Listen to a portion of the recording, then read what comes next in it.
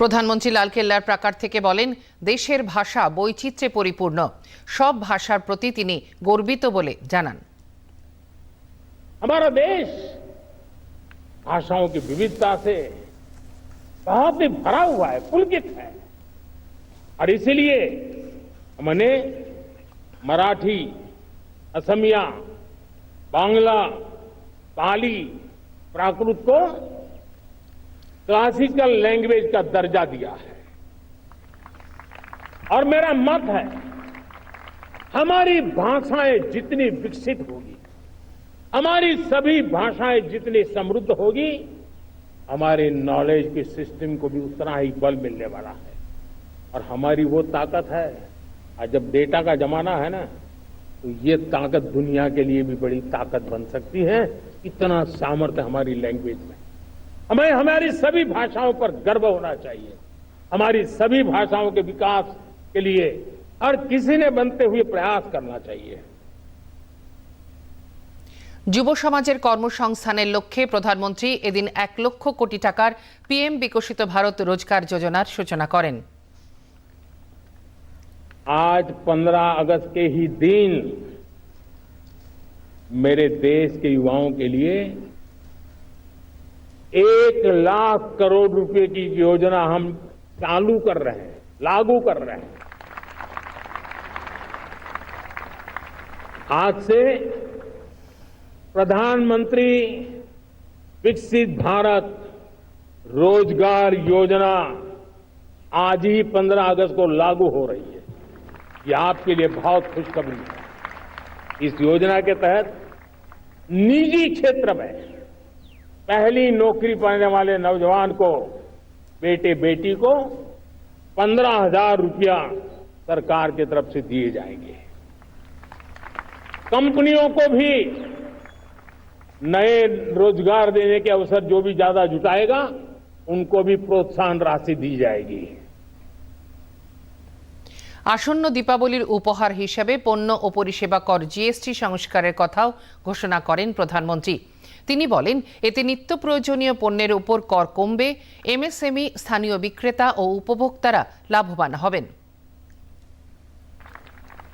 साथियों, इस दिवाली में आपकी डबल दिवाली का काम मैं करने वाला हूं। इस दिवाली में आपको एक बहुत बड़ा तोहफा देशवासियों को मिलने वाला है। पिछले 8 साल से हमने जीएसटी का बहुत बड़ा रिफॉर्म किया। पूरे देश में टैक्स के बर्डन को कम किया,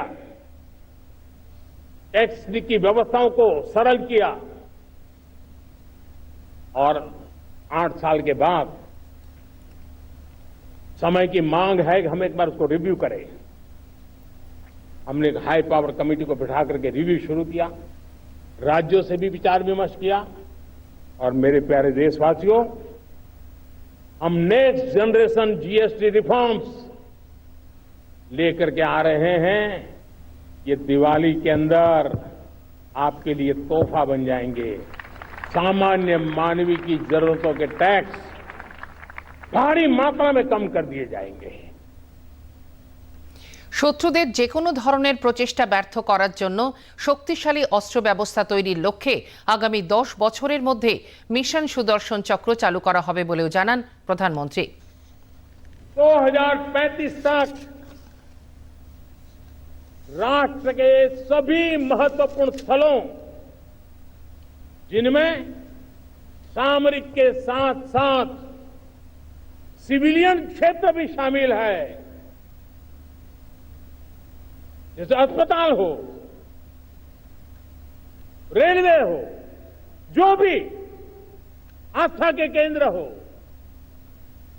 उन्हें टेक्नोलॉजी के नए प्लेटफॉर्म द्वारा पूरी तरह